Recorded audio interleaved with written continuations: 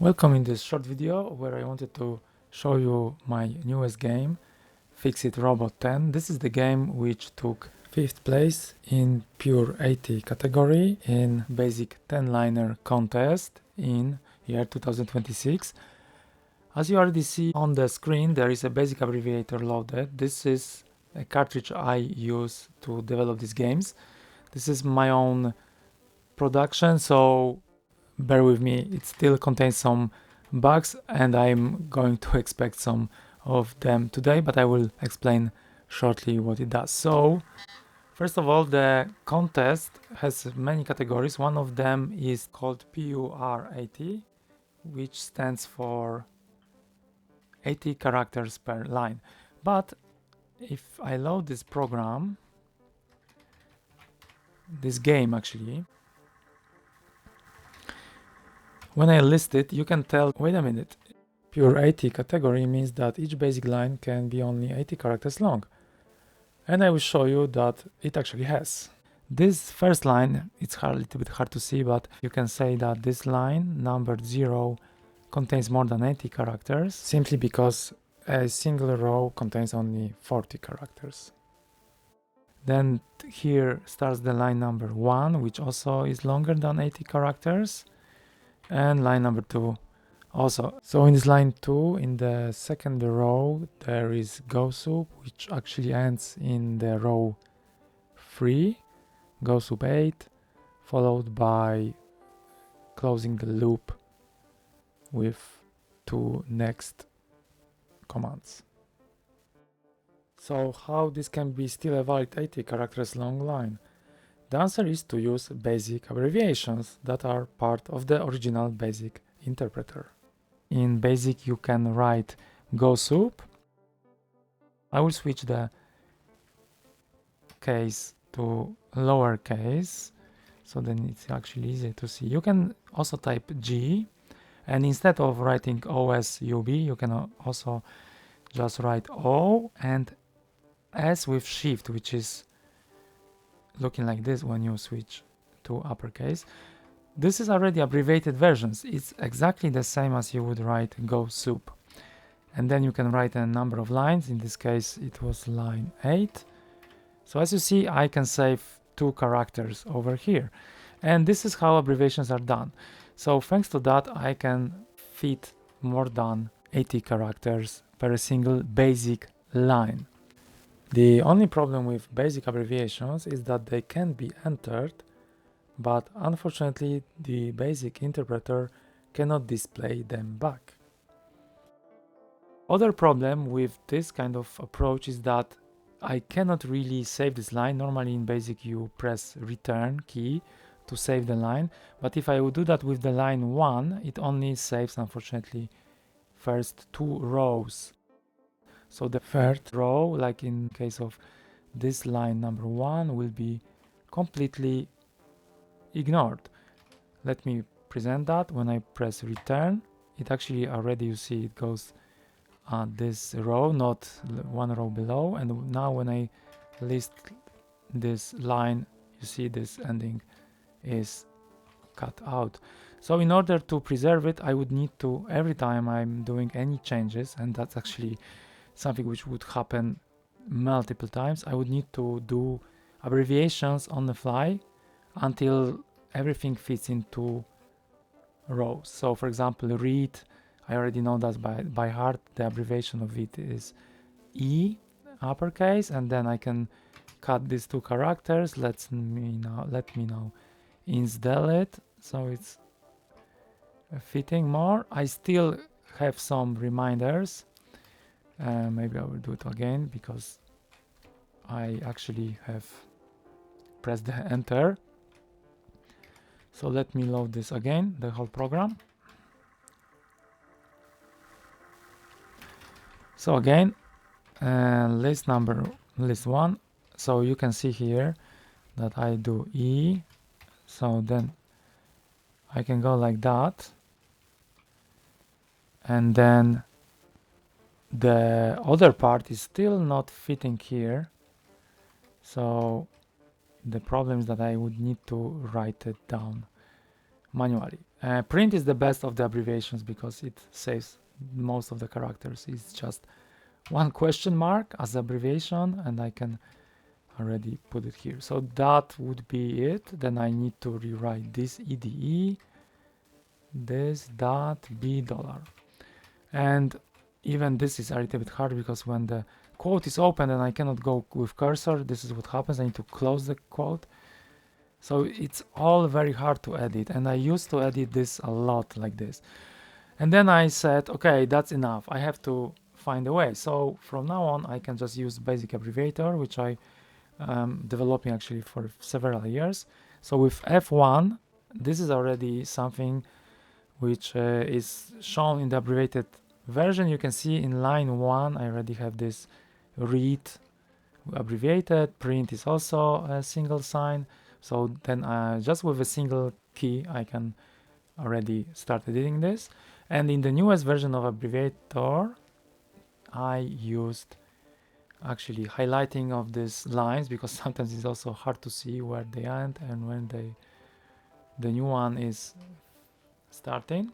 And also the feature which is kind of a little bit inconsistent how it works. So I also had some issues while I was developing this game, but I was able actually to use this feature a lot, was to using copy, cut and paste. So for example, I can copy this string, or I don't even need even to copy, I can see where it ends. So it's easier visually to see where this data ends, where this string ends, because it tries to find the surrounding area and see like, oh, this is the area which is the single command. So you have to actually take all of that if you want to put it somewhere else. And this is very important in the very last stage of playing with fitting everything in 80 characters per line, per basic line, because then you try to find place. For example, here in the first line,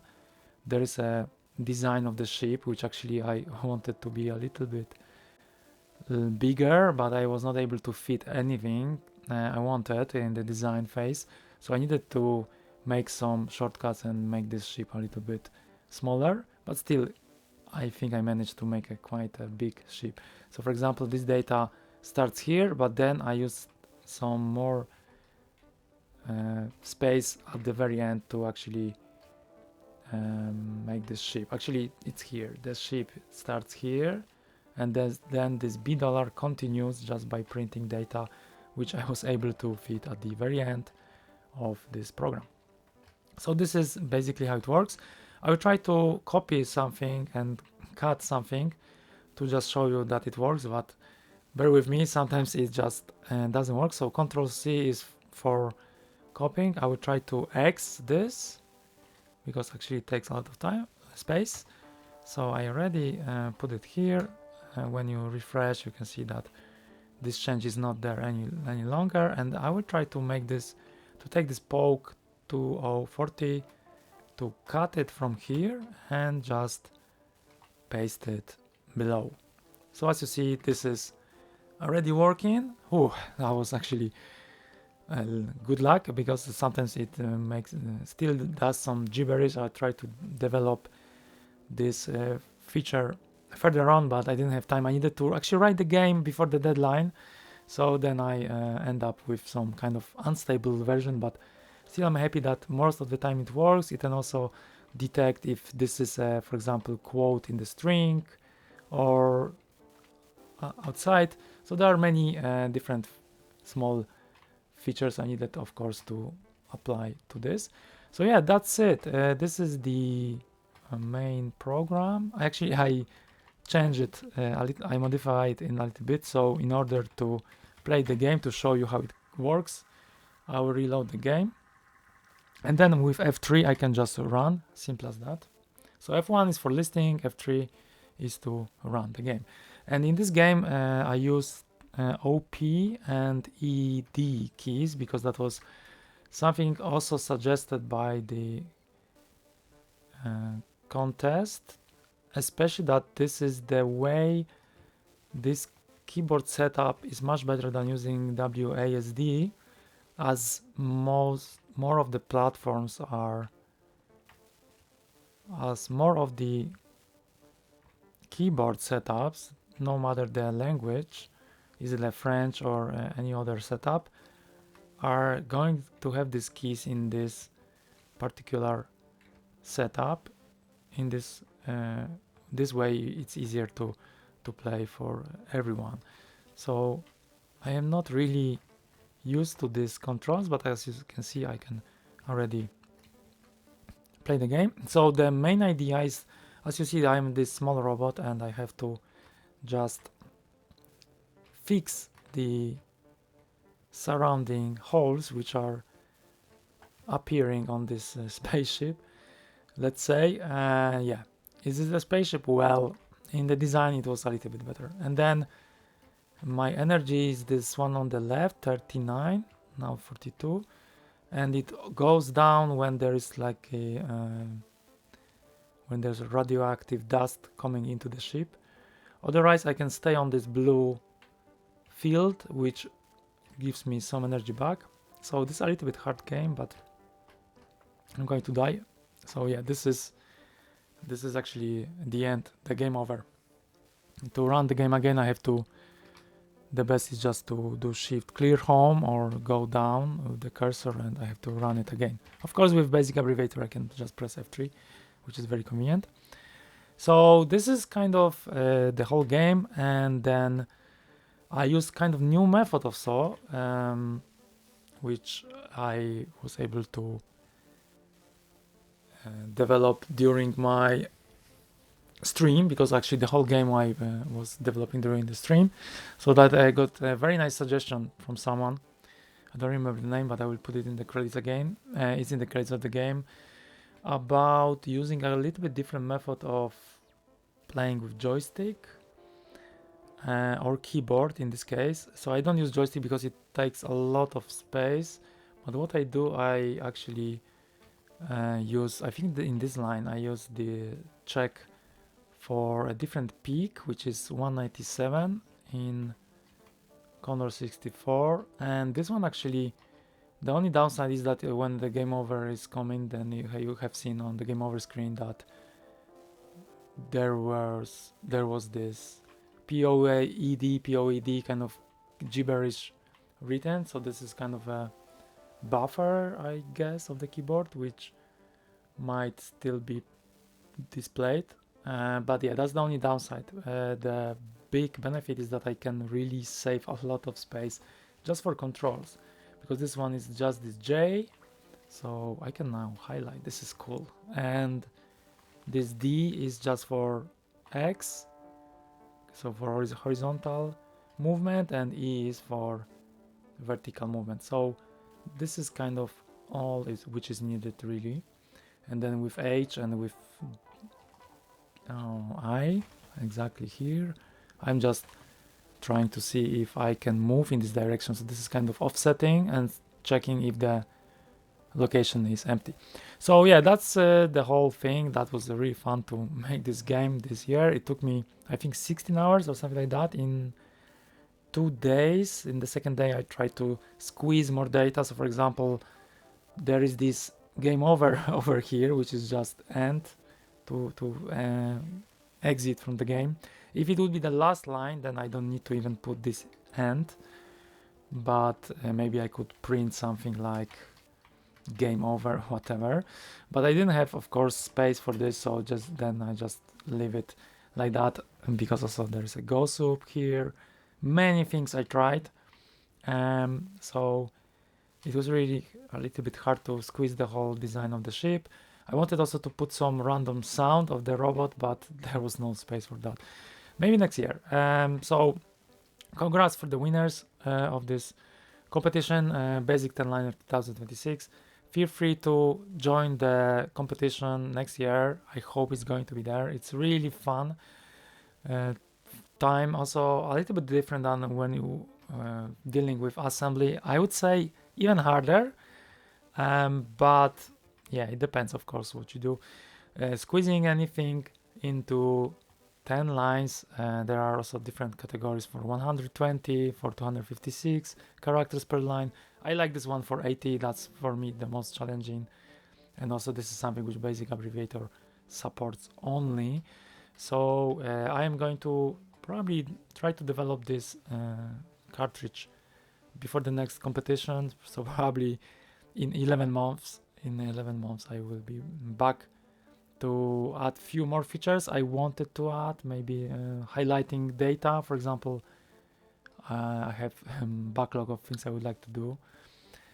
For example, when I read data here like F, G, N, S, $8, I would like to have a corresponding highlighting of the data which is referring to this, so then I can simpler move things around. Otherwise I have to look here like, oh, data is here, there's another data, like data is here, 53296, yeah, exactly this one.